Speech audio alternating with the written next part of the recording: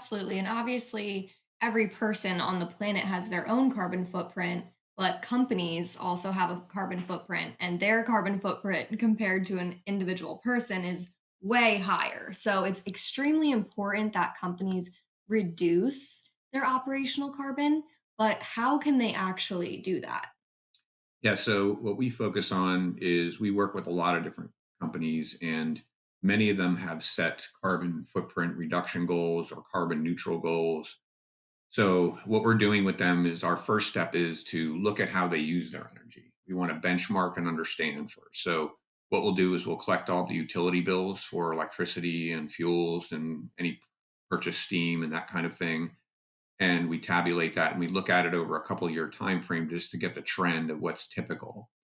And then what we'll do is once we have the benchmark and we understand that, we usually equate that to their production, to give us an idea to say, all right, the numbers we have are absolute numbers, but what does that mean in terms of the amount of product they're producing in tons or number of widgets or whatever?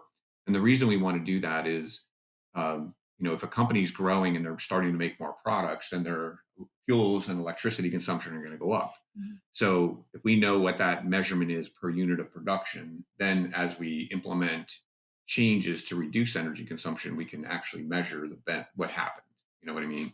So when we do work with these companies, we baseline benchmark. The next thing we do is understand their operations, and we look for things they can do to change behavior or processes to reduce electricity and fuel use.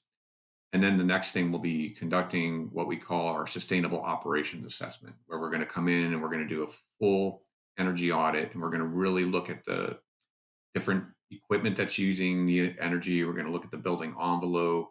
We're going to look at the lighting. We're going to look at all these things, and we're going to develop recommendations, which we call energy conservation measures, that will save energy. And what we do is these ECMs always have a cost savings. So it's definitely a great benefit for the company to do it. And they also will reduce the electricity or the fuels, which then has a direct reduction in the carbon footprint for the company.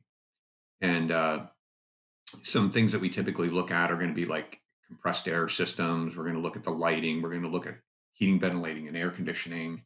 And our favorite thing when we're working in facilities is, can we turn something off?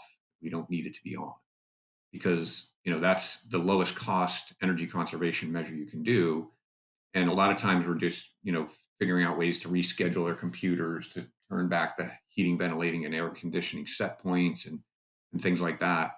But it definitely provides a great benefit. And these most of these ECMs, energy conservation measures that we identify, we do a calculation of what would be the payback. If they have to spend some money to make the change, what is the payback?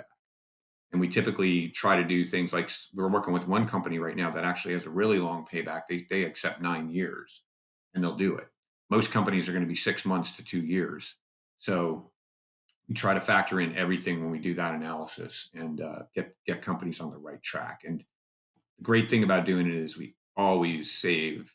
I can guarantee anybody we work with, we can guarantee cost savings. So.